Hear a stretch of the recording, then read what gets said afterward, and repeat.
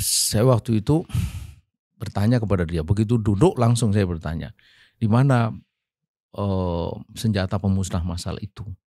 Gitu. Kan Amerika menginvasi Irak itu dengan alasan mau menghancurkan senjata pemusnah massal. Tapi sampai hari itu kan itu nggak ditemukan gitu.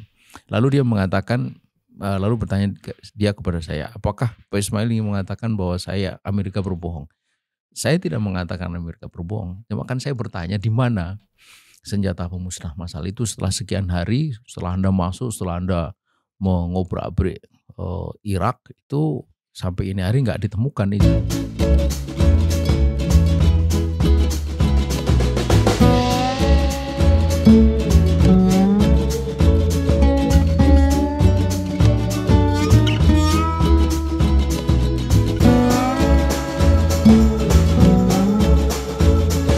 Bismillahirrahmanirrahim. Assalamualaikum warahmatullahi wabarakatuh. Pemirsa yang dirahmati Allah Subhanahu wa taala, kembali kita bertemu dalam program Focus to the Point.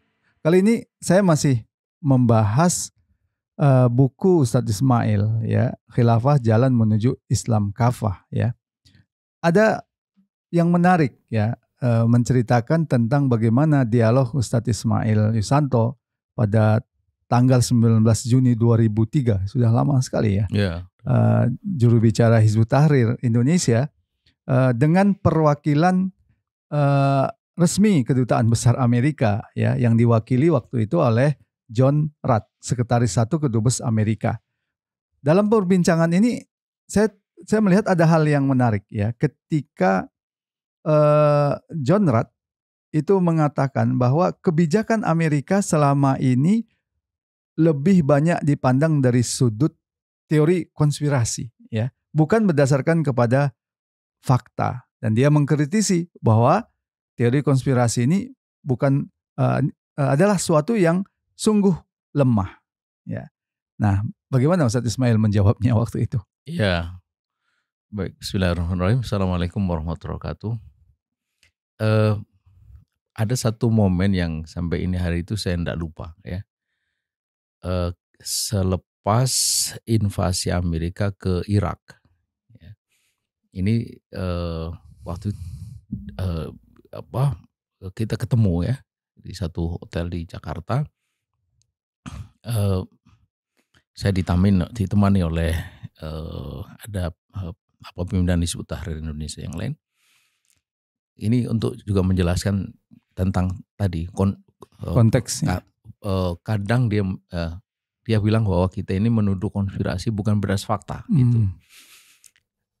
Saya waktu itu bertanya kepada dia, begitu duduk langsung saya bertanya, di mana senjata pemusnah massal itu gitu.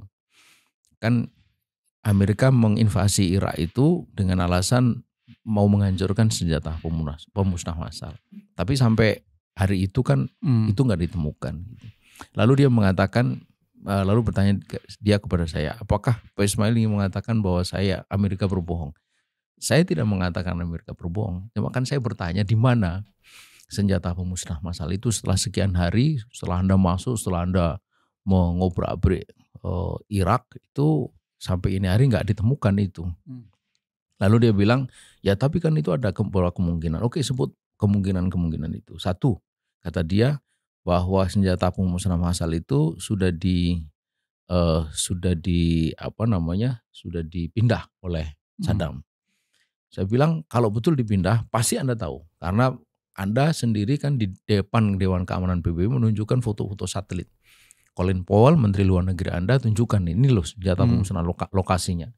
Jadi kalau Anda tahu tempatnya, kalau dipindah itu pasti juga tahu.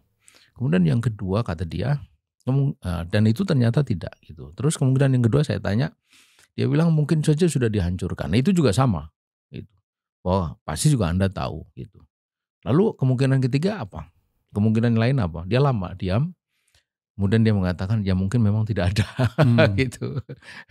Jadi ketika kita mengatakan bahwa Amerika itu menyerang atau melakukan invasi ke Irak itu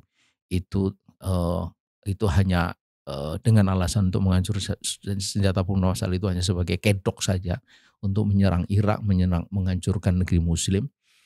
itu bukan berdasarkan satu teori konspirasi, itu memang berdasarkan fakta sebagaimana yang kemudian kita tunjukkan gitu. Karena itu ketika dia mengatakan bahwa ada banyak tudingan kepada Amerika bahwa Amerika bertindak dalam politik luar negerinya berdasarkan teori konspirasi, kita bisa tunjukkan satu bukti bahwa apa yang kita katakan berdasarkan fakta, karena faktanya memang tidak ada satupun alasan yang bisa dipakai secara rasional untuk mengabsahkan invasi Amerika ke Irak itu gitu. Kecuali bahwa memang ada kepentingan ekonomi, kepentingan politik, ya, kepentingan bisnis itu dari rezim yang sedang berkuasa pada waktu itu, gitu. Ya, apa yang kita lihat sekarang juga kan suatu yang sering diulang ya, bahwa Amerika itu seolah-olah bukan negara yang jahat ya. Padahal kan kita itu bisa melihat begitu jelasnya kejahatan-kejahatan Amerika di depan mata ya. Sama seperti Benjamin Netanyahu ya, ketika disebut bahwa dia melakukan kejahatan kejahatan kemanusiaan, genosida di Palestina, dia mengatakan tuduhan itu fiktif. Ya. Kenapa begitu sulit mereka itu mengakui bahwa ada pembantaian itu sesungguhnya? Ya, sebab kalau mereka mengakui, maka mereka akan kalah dua kali. Kalah yang pertama adalah bahwa tindakan itu memang tindakan yang salah. Kemudian yang kedua, kalau dia mengakui berarti dia salah gitu. Dan itu tidak akan mereka lakukan. Karena itulah maka sejahat-jahat penjahat adalah ketika dia tidak mengakui kejahatannya itu. Kemudian Amerika melindungi kejahatan itu. Bahkan juga tidak mau dunia itu menghentikan kejahatan itu. Ketika ada resolusi atau tuntutan keputusan gencatan senjata pun kan itu di veto. Itu artinya dia ingin kejahatan itu terus berlangsung gitu. Jadi bagaimana kemudian kita tidak mengatakan bahwa Amerika ini juga jahat, seperti yang sering dikatakan bahwa Israel itu setan kecil, Amerika itu setan besarnya gitu. Gitu. Terkadang ketika sudah terbukti kejahatan itu ya, tapi ada pembenaran dengan tudingan itu dilakukan oleh teroris, itu dilakukan oleh kelompok radikal, seolah kejahatan itu menjadi benar. Bagaimana Ustadz Ismail melihat alasan-alasan seperti ini? Ya, ini yang disebut sebagai sebagai framing bahwa Amerika itu dengan kuasa teknologi, kuasa informasi itu kan selalu menciptakan opini dengan framing. Framing itu kadang ditujukan kepada pihak luar, tapi juga kadang ditujukan kepada dirinya gitu. Kepada pihak luar ya dengan mengatakan bahwa Israel itu berhak untuk mempertahankan diri terhadap teroris Hamas. Jadi itu kan framing bahwa siapa sebenarnya yang merampas atau yang melakukan kejahatan. Dia merampas tanah Palestina, dia mengusir penduduknya, tapi kenapa kemudian dikatakan bahwa dia itu punya hak untuk mempertahankan diri? Bukankah yang berhak mempertahankan diri adalah yang punya tanah itu atau wilayah itu yang kemudian terusir gitu? Nah, ini kan framing. Termasuk juga dia memframing dirinya sendiri bahwa dia melakukan itu semua itu sebagai bagian untuk menjaga keamanan dunia, untuk menjaga stabilitas, untuk melindungi dari teroris. Padahal kalau kita mengacu kepada definisi teroris, yaitu siapa saja individu atau kelompok, bahkan negara yang dalam meraih tujuannya menggunakan kekerasan, HAM internasional itu menyebut negara yang paling sering menggunakan kekerasan tak lain adalah Amerika gitu. Karena itu mestinya dia disebut sebagai teroris, tapi kan tidak pernah. Nah, itu disebut sebagai teroris gitu. Ya, lepas dari semua itu Ustaz, apa yang harus dibangun oleh umat ya supaya kita bisa menghadapi kejahatan-kejahatan Amerika yang nyata itu? Ya, ada dua yang utama. Yang pertama harus ada di dalam diri umat itu kesadaran politik yang tumbuh dari akidah Islam. Nah, ketika umat itu punya kesadaran politik, yaitu ketika memandang kejadian-kejadian politik itu dari kalau disebut dalam kitab itu min zawiyat batin khosoh itu dari satu sudut pandang tertentu, dan sudut pandang tertentu itu adalah Islam, maka kita akan tidak mudah dikecohkan oleh narasi, framing, argumen apapun yang dibangun oleh mereka gitu. Tetapi ketika kita tidak memiliki kesadaran politik tadi, maka kita dengan mudah dikecohkan oleh argumen-argumen kayak tadi itu.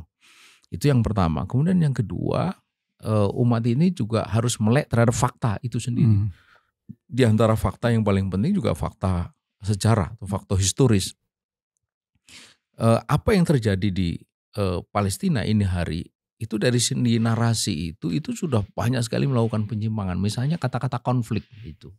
Kata-kata konflik itu kan seperti ada dua pihak yang sedang bertikai gitu. Padahal faktanya itu kan ada satu pihak yang dia mengokupasi wilayah orang lain, mengusir penduduknya, kemudian melakukan kezaliman sampai ini hari yang semula penduduk asli di situ tuh menguasai 90% lebih, sekarang berisi 15%. Artinya itu bukan konflik sebenarnya, tapi itu adalah penjajahan. Kata-kata penjajahan itu ini hari sudah makin jarang kita sebut gitu. Bahkan di pernyataan resmi negeri ini, pemerintah negeri ini, itu pun kata-kata penjajahan sudah tidak ada. Dulu masih ada, sekarang sudah tidak ada. Lalu makin banyak orang menyuarakan pentingnya two state solution, solusi dua negara gitu.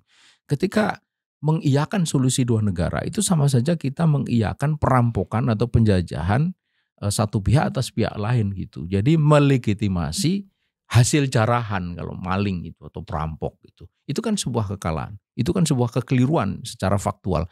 Karena itulah umat penting untuk mengetahui fakta secara tepat, diantaranya juga fakta historis, agar kita tidak mudah tersimpangkan gitu oleh narasi-narasi yang sebagiannya itu sebenarnya muncul dari kekalahan. Kata-kata two state solution itu muncul dari kekalahan itu. Kekalahan diplomatik, kekalahan politik, kekalahan militer, segala macam. Yang itu saja itu sudah salah dan tidak akan pernah diberikan oleh penjajah. Lihat, two state solution itu sudah tapi apakah diberikan? Enggak gitu. Jika pun diberikan, apakah betul Palestina itu sebuah negara yang normal? Kan enggak juga. Wong wilayahnya terbelah, penduduknya sudah begitu fragmented dari segi kewilayahan. Kemudian di situ bukan negara yang berdaulat penuh, dalam arti di situ disebutnya hanya sebagai otoritas. Kemudian tidak boleh punya tentara, nggak boleh punya senjata, nggak boleh punya pesawat, apalagi pesawat tempur dan seterusnya gitu. Itu yang saya kira penting untuk dimiliki oleh umat. Ya, terima kasih Ustaz Ismail. Pemirsa, demikian tadi diskusi kita tentang apakah yang dilakukan oleh Amerika konspirasi atau tidak.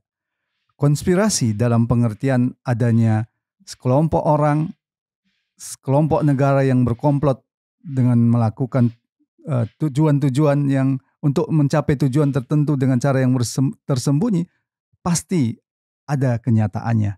Namun tentu ada yang bisa dibuktikan, ada yang tidak. Sementara konspirasi yang dilakukan oleh Amerika adalah sesuatu yang sangat-sangat gamblang di depan mata. Sebagaimana yang mereka lakukan di Irak. Semoga bermanfaat. Assalamualaikum warahmatullahi wabarakatuh. Waalaikumsalam.